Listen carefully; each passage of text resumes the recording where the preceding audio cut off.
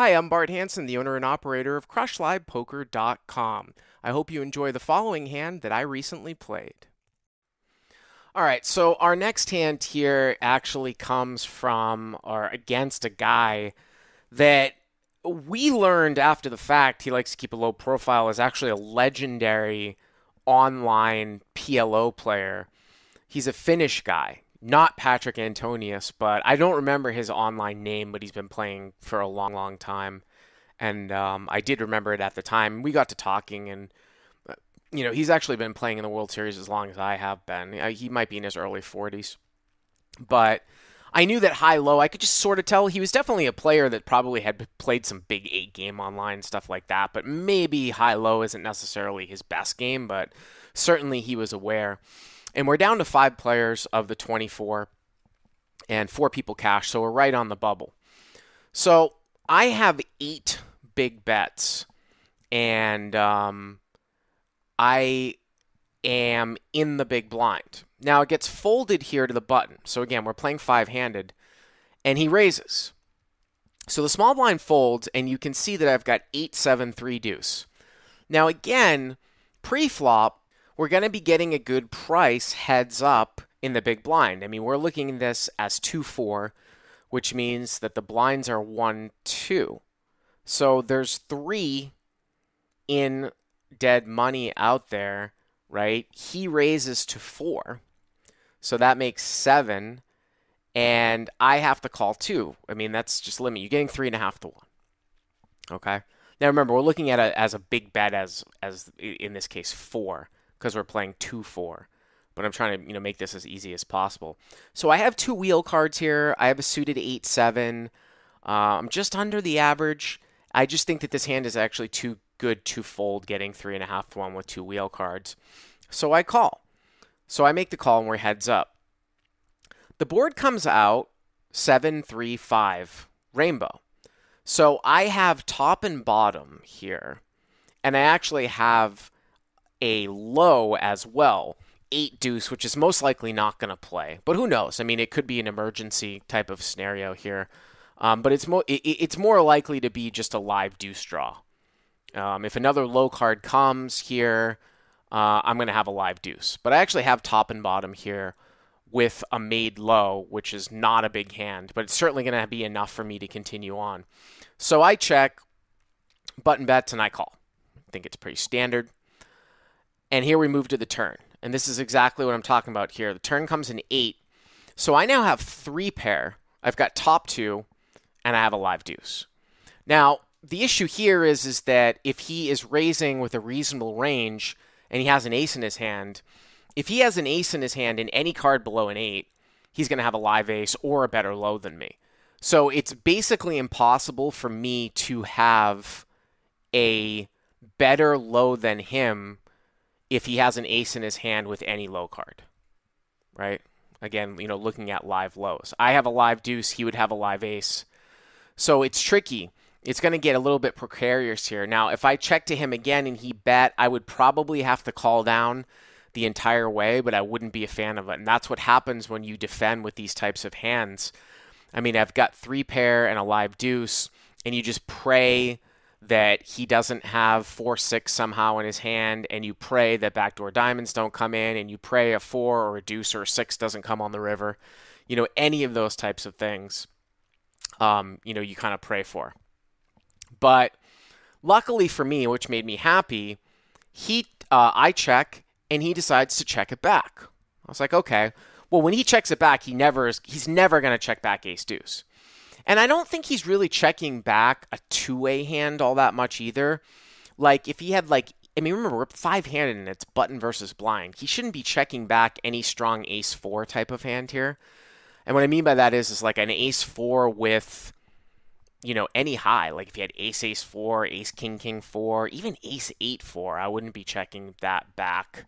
Any of those types of hands. So, of course, when you look at this board distribution, if he did have ace-4 and he doesn't have ace-4-6, and of course he's going to bet ace-4 deuce on the turn, then he would have to have ace-4 and either 2 Broadway cards, or he would have a big pair in the hole.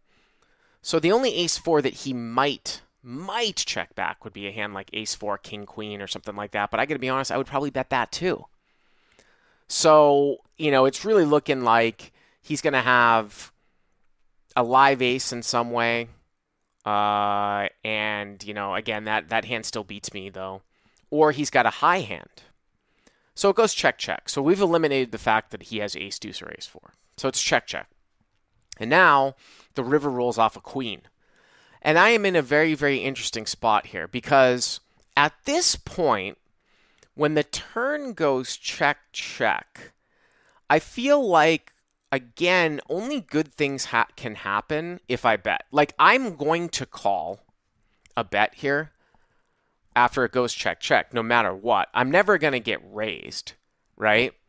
So if I'm going to call a bet and I'm not inducing a bluff, which I'm not, then I might as well bet.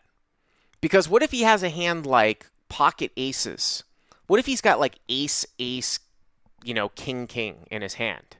Something like that. That hand's always going to check back on the river. And of course I beat that hand. Because he has no low. And he has, he has no low and he has just one pair.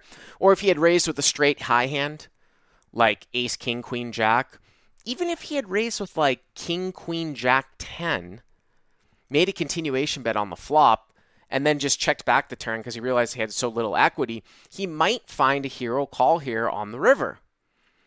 And this kind of goes back to the same concepts, too, of just regular no-limit CLP stuff where people don't bet all that thin.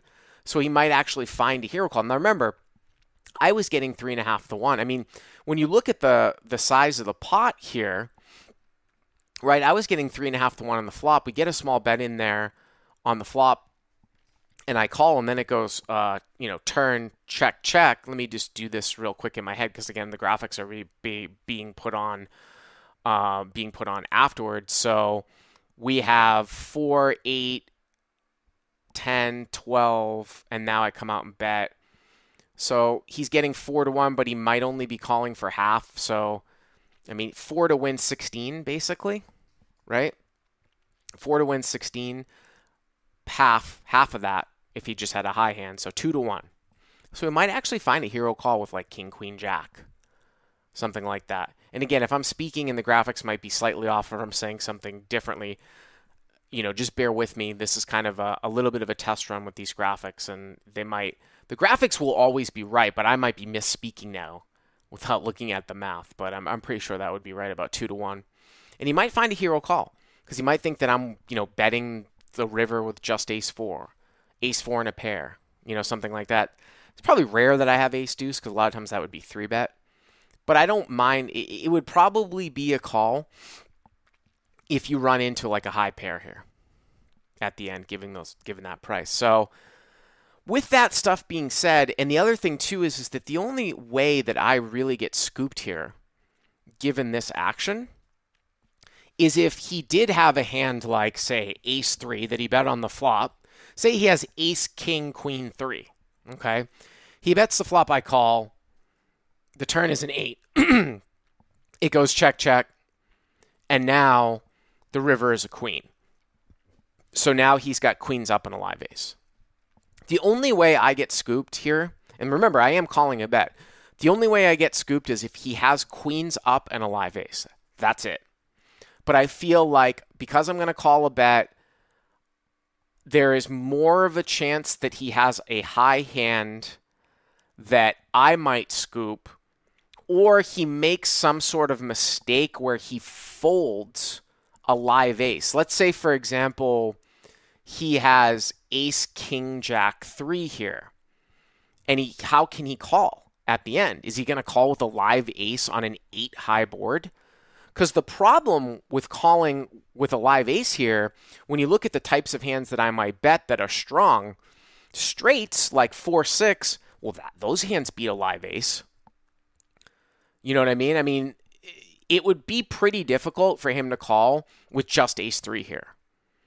So the combination of me sometimes scooping him when he calls with a high only hand, him sometimes incorrectly folding just a live ace low so that I win the entire pot with a bet because he folds, Those two things added together I thought were a greater chance of happening than him scooping me with queens up and a live ace.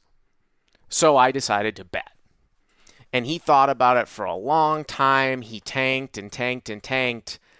And he finally called, and I was good. And I, of course, have 8s and 7s with a live deuce. And I scooped that pot. Now, that is a bet that you will see a lot of players who are not experienced not make on the river. Not be able to go through that hand analysis. But like I said, I've been playing 08 for a long, long, long time. So there it is. Hey guys, if you like what you've seen here, please click on the subscribe button and you'll get notified every time we put up a new video. And if you want to check out CrushLivePoker.com for the first month free, use the code YTA100. Click on the link right there.